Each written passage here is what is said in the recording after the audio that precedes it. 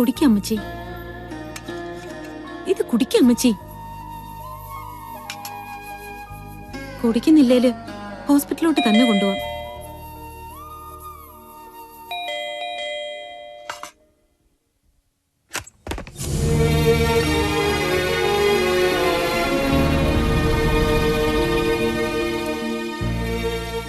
തെറ്റുകൾ ചെയ്തില്ല എന്ന് ഞാൻ പറയുന്നില്ല. പക്ഷേ ചെയ്യാത്ത തെറ്റിന് പഴിയേൽക്കേണ്ടി വരുന്നത് വേദനയുള്ള കാര്യമാണ്.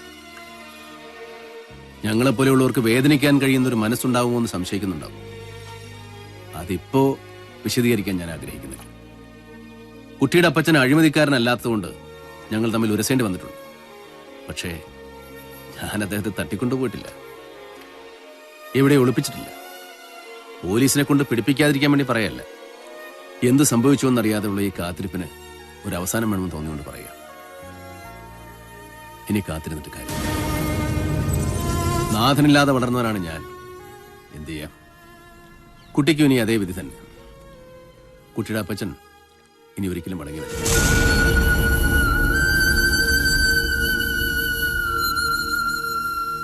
കോടതിയിലെല്ലാം ഞാൻ വെളിപ്പെടുത്തും. അതുകൊണ്ട് കുട്ടിക്ക് പ്രത്യേകിച്ച് കാര്യമൊന്നുമില്ലെങ്കിൽ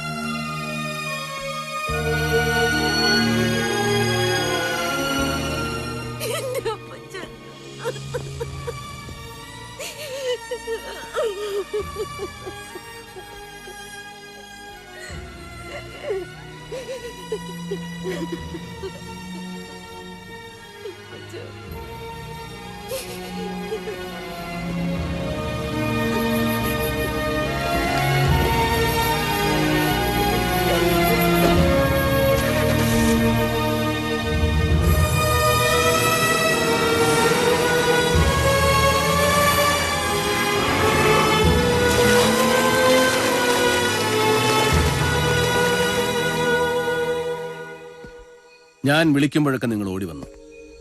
സുഖത്തിലും ദുഃഖത്തിലും എന്റെ കൂടെ നിന്നു. പലപ്പോഴും മരണത്തെ നമ്മൾ മുഖാമുഖം കണ്ടിട്ടുണ്ട്. പക്ഷേ പിന്നോട്ടടിച്ചിട്ടില്ല. എന്റെ മുകളിൽ എല്ലാത്തിനും ഉടമസ്ഥനായി മറ്റൊരാളുണ്ടെന്ന് നിങ്ങൾക്ക് അറിയാമെങ്കിലും അതാരാണെന്ന് ഒരിക്കലും ഞാൻ പറഞ്ഞിട്ടില്ല. അത് അയാളും ഞാനും തമ്മിലുള്ള ധാരണ. പക്ഷേ ഇപ്പോഴത്തെ വിഷയം അതൊന്നുമല്ല. ജീവിതത്തിൽ ഇന്ന് വരെ സ്വസ്ഥത എന്തെന്ന് ഞാൻ അറിഞ്ഞിട്ടില്ല. എന്റെ വേവലാതികളുടെ കാരണം മറ്റൊരു ജീവിതത്തിലേക്കുള്ള ആഗ്രഹമാണെന്ന് ഡോക്ടറാണ് പറഞ്ഞത്. ഞാനിത് പറയേണ്ടവരോട് പറഞ്ഞു. എന്നെ ഇല്ലാതാക്കും എന്നായിരുന്നു മറുപടി. ഇനി എനിക്ക് നിലനിൽക്കണമെങ്കിൽ തിരിച്ചടിച്ചേ മതിയാവും. അല്ലെങ്കിൽ വീണ്ടും ഒരു അടിമയായി പഴയ ജീവിതത്തിലേക്ക് മടങ്ങും. വയ്യ, ഇനി ഒരിക്കലും അതിന് വയ്യ. എനിക്ക് നിങ്ങളിൽ നിന്നറിയേണ്ടത് ഒന്നേ ഉള്ളൂ. ചെയ്ത തെറ്റുകൾക്ക് പ്രായശ്ചിത്തം ചെയ്യുമ്പോൾ നിങ്ങൾ എന്റെ കൂടെ നിൽക്കൂ. എന്ത് തീരുമാനവും എടുക്കാനുള്ള സ്വാതന്ത്ര്യം നിങ്ങൾക്കുണ്ട്. അണ്ണന്റെ തീരുമാനത്തിനപ്പുറം ഞങ്ങൾക്ക് വേറെ എന്ത് തീരുമാനമാണ്? എങ്കിലും നമ്മൾ പുറപ്പെടുകയാണ്, നമ്മൾ തന്നെ ഉണ്ടാക്കിയ കഞ്ചാവ് തോട്ടങ്ങളിലേക്ക്.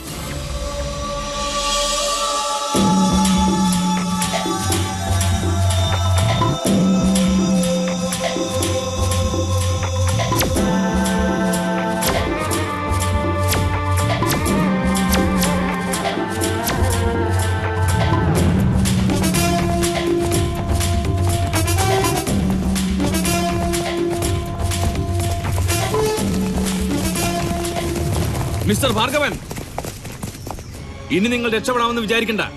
ഒരു ഭരണക്രമത്തെ മുഴുവൻ ധിക്കരിച്ചുകൊണ്ട് കാലങ്ങളായി നിങ്ങൾ രാജ്യദ്രോഹം ചെയ്യുകയാണ്. ഇനി അത് അനുവദിക്കില്ല. നിങ്ങളുടെ തോട്ടങ്ങൾ എവിടെയൊക്കെയാണ് ഉള്ളതെന്ന് കാണിച്ചു തന്നാൽ എല്ലാം സമാധാനപരമായി അവസാനിപ്പിക്കാം. മിസ്റ്റർ വിനോദ്, ഞാൻ ഫോൺ ചെയ്ത് പറഞ്ഞു.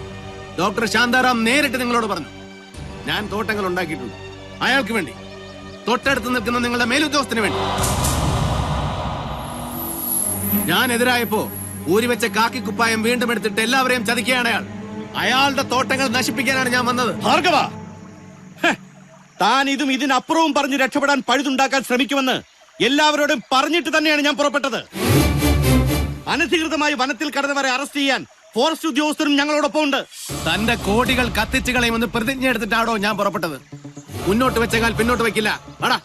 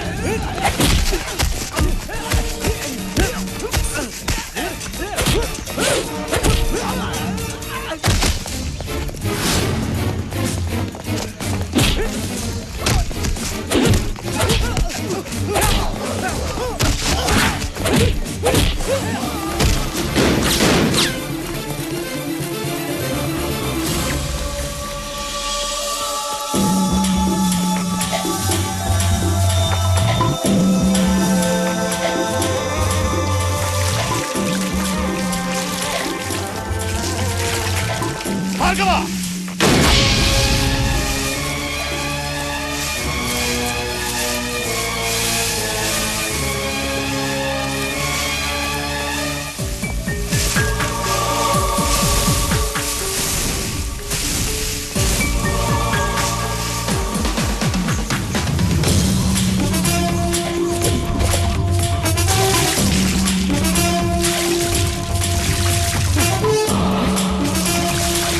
ഭാർഗവ,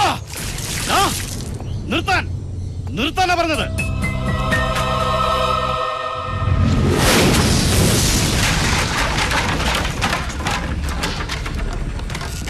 ഭാർഗവ, രക്ഷപ്പെടാൻ ശ്രമിക്കേണ്ട ഭാർഗവ, രക്ഷപ്പെടില്ല.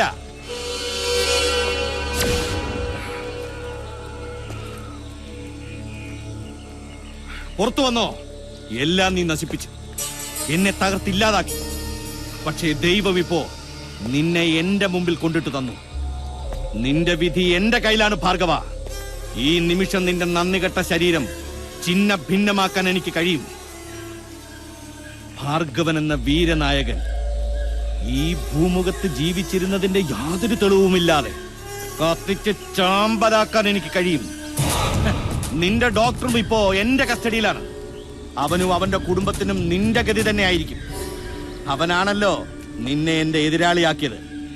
അവസാന യാത്രയ്ക്ക് മുമ്പ് ഒരിക്കൽ കൂടി ഞാൻ ചോദിക്കുകയാണ്, അല്ലെങ്കിൽ ഒരു അവസരം കൂടി തരികയാണ്. എനിക്ക് നഷ്ടപ്പെട്ടതെല്ലാം വീണ്ടെടുത്ത് തരാൻ നിനക്ക് കഴിയും എങ്കിൽ ഞാൻ എല്ലാം മറക്കും, പൊറുക്കും. ജോസഫ് മാത്യുവിനെ വകവരുത്തിയത് ഞാനാണെങ്കിലും സംശയങ്ങൾ നീളുന്നത് നിന്റെ നേരെയാണ്. നിന്നെ ഞാൻ കുറ്റവിമുക്തനാക്കും, എനിക്കതിന് കഴിയും. പറയൂ ഭാർഗവ, വിശ്വസ്തനായി പഴയ ഭാർഗവനായി എന്റെ കൂടെ നിൽക്കാമോ? പറയൂ, നിനക്ക് എന്റെ കൂടെ നിൽക്കാമോ?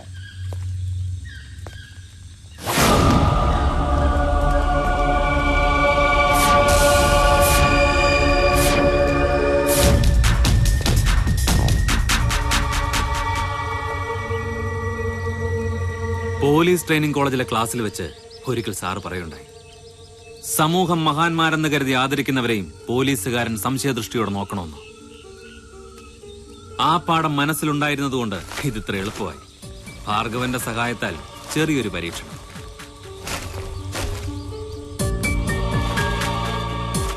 എങ്കിലും ഇപ്പോഴും എനിക്ക് വിശ്വസിക്കാൻ കഴിയുന്നില്ല. മനസ്സിൽ സൂക്ഷിച്ച വിഗ്രഹം മണ്ണിൽ വീണുടയുമെന്ന് കരുതിയില്ല.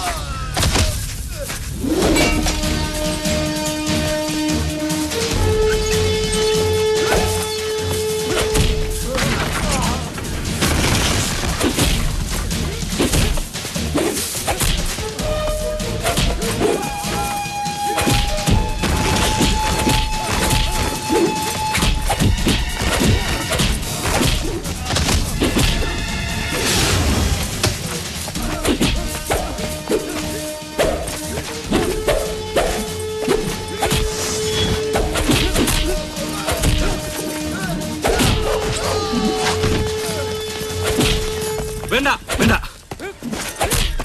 അവർ തമ്മിലുള്ള കണക്ക് അവർ തമ്മിൽ തന്നെ തീർക്കട്ടെ. ആ യൂണിഫോമിന്റെ നിറം മാത്രമേ നമ്മുടേതുമായി സാമ്യമുള്ളൂ. അതിനകത്തുള്ളത് നിയമപാലകനല്ല, ധോംസകനാ, ധോംസകൻ.